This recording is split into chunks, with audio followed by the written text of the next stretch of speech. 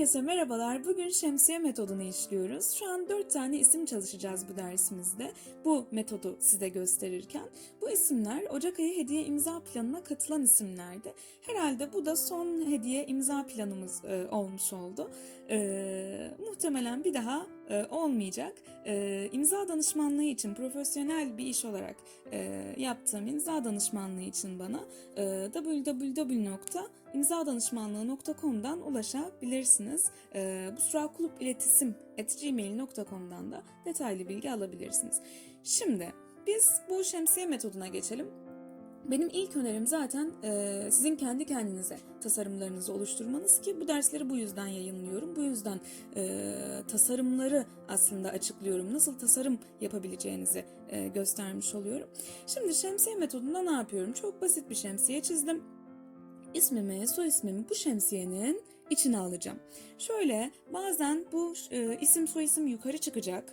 Bazen belki düz devam edecek ama mümkün olduğunca bir şemsiyenin içine almış olacağım. Harflerimi bir şemsiye gibi yapacağım.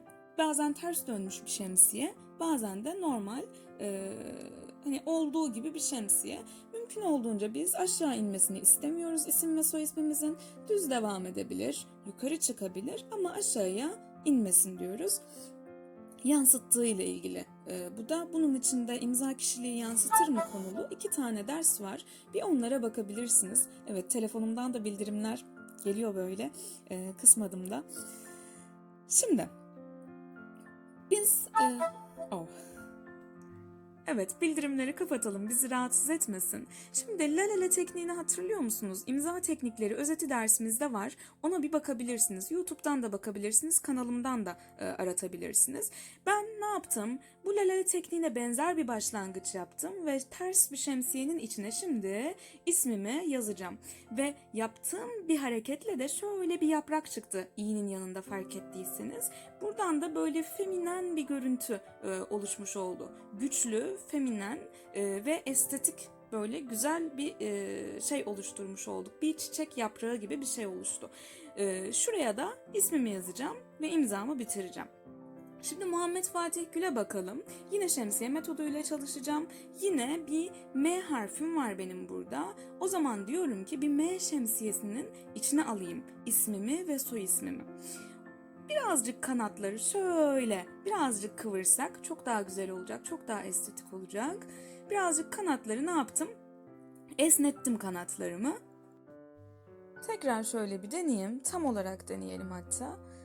İsmimizi ve soy ismimizi bunun içine alacağız. Fakat çok uzun bir ismim var. Diyorum ki o zaman şöyle kısaltabilirim. Mesela Mu'yu yazabilirim, Ma yazabilirsiniz, Fatih yazabilirsiniz. Direkt Muhammed'i yazabilirsiniz, direkt Fatih'i yazabilirsiniz ama mümkün olduğunca ikisini de yazmayın. Çünkü muhtemelen bunu hızlı bir şekilde bir imza olarak atmanız çok zor olacak. Böyle bir şey yaparsanız ne olur? Ortalamamış olursunuz ve güzel bir görüntü ortaya çıkmaz. Bu kısım bomboş kaldı. O zaman ben imzamı tasarlarken, imzamı atarken buna da dikkat edeceğim. Ortalıyor muyum? Yana mı yazıyorum? Sağ yana mı yazıyorum? Sol yana mı yazıyorum? Aslında buna dikkat etmemiz gerekiyor. İlla ki ortalayalım değil ama böyle bir tasarımda ortalanması da gerekiyor. Çünkü 2 simetrik parçam var. Ortaladım, altını çizdim ve bıraktım. Kurşun kalem kullandığım için biraz kesik kesik görünüyor ama kompozisyonu tam olarak görüyorsunuz. Altını çizdik, vurguladık. Bunu birçok dersimizde de neden yaptığımızdan falan bahsetmiştik. Yine o imza kişiliği yansıtır mı derslerine bir bakabilirsiniz. Orada da yine bahsetmiş olacağız muhtemelen. Ben burada sadece Ma Fatih Gül yazdım. İsterseniz Muhammed Gül yazabilirdiniz. İsterseniz direkt Fatih Gül yazabilirdiniz. Ya da başka harfler seçebilirdiniz ismin içerisinden. İşte Mu da seçebilirdiniz. İşte ben Ma'yı seçtim ve bu şekilde devam etmiş oldum. Yani ismimin, soy ismimin, ikinci ismimin içerisinden heceler seçe seçe ilerliyorum. Birazdan zaten tekrar böyle bir şey yazacağız. Çünkü birazdan çok daha uzun bir isim de karşımıza çıkacak. Ersin Yağmur'dan sonra. Şimdi 3. ismimize geçelim. E harflerim var.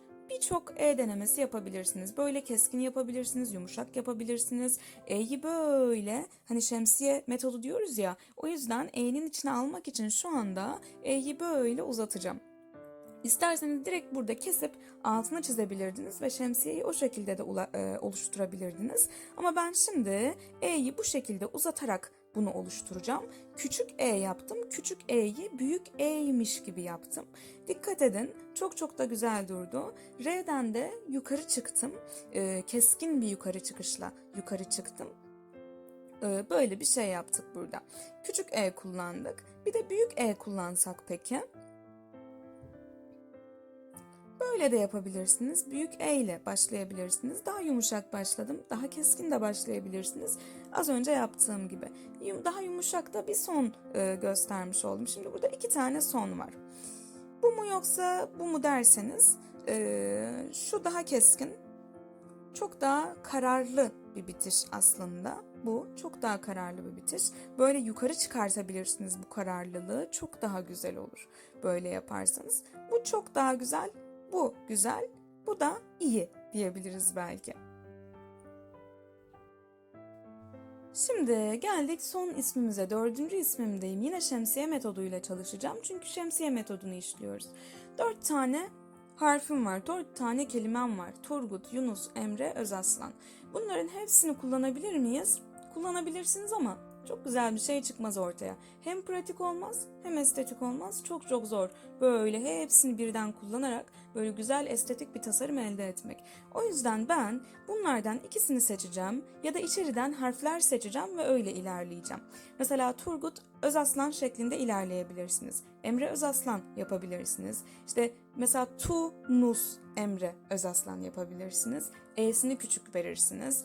İşte yani burada aslında size kalmış içeriden heceler seçmek ve içeriden kelimeler seçmek. Böyle bir T başlangıcı yaptım. Böyle bir şemsiye yapmış oldum. Ve bu şemsiyenin içine alacağım ismimi ve soy ismimi bu şekilde. Bu kısma ismimi ve soy ismimi yerleştireceğim. Sonra da altını çizeceğim, bitireceğim. Böyle bir plan oluşturdum. Uzun bir T, ismimin ve soy ismimin üzerinden geçiyor ve bunu kaplayan bir T var. Küçük bir Ö yaptım. Turgut Özaslan yazdım yalnızca. Altını çizdim ve bitirdim. Şimdi burada başka neler yapabilirdik? Aslında Ö'yü yazmasak da olurdu. Çünkü şu yuvarlaklık birazcık Ö de gibi aslında. Oradan Ö'yü verebiliriz ve direkt Turgut Z ile devam edebiliriz. Özaslan'ın Z'siyle devam edebiliriz. Çünkü zaten T'de verdiğim o yuvarlaklık birazcık da Ö gibi. Böyle düşünebilirsiniz. Bu Ö'yü küçük yapmazsanız büyük yaparsanız nasıl olur? Böyle yuvarlak bir Ö yapamazsınız ama buradaki bu harekete benzeyen damla gibi bir Ö yapabilirsiniz. Eğer böyle yaparsanız birbiriyle uyumlu hareketleri, parçaları bir arada bulundurmuş olursunuz ve güzel bir imza ortaya çıkar. Hani yuvarlak bir şey yaparsanız orada hiç uyumlu olmayacaktır muhtemelen.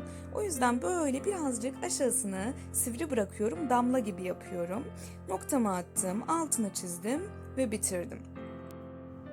Şemsiyenin içine aldım, kuyruklu bir Z kullandım. Burada içeriden harfler seçmek dediğim gibi size kalmış. Uzun isimliler için, 2 isimliler, 3 isimliler için bu tamamen size kalmış. İçeriden heceler seçiyorsunuz. İşte ne dedim?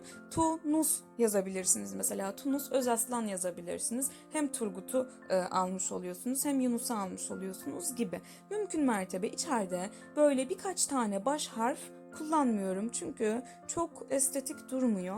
Hele ki 2 baş harfi birlikte kullanmak çok kötü durabilir. Eğer sonrasında işte küçük harfler gelecekse yanına. 2 harf tasarımı yapabilirsiniz. Geçen derste bunu işledik ama böyle baş harfleri mümkün mertebe birlikte kullanmayalım.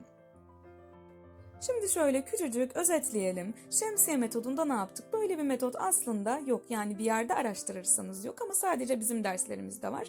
Çünkü ben oluşturmuş oldum bütün teknikleri, metodları. Bu metodda ismimi ve soy ismimi bu harflerin içerisine almış oluyorum. Harflerden şemsiyeler oluşturuyorum. Bu şemsiyeyi yansıtıyorum, çeviriyorum, döndürüyorum. Şimdi bu derslik bu kadar. Bir sonraki derste görüşmek üzere. Hoşça kalın.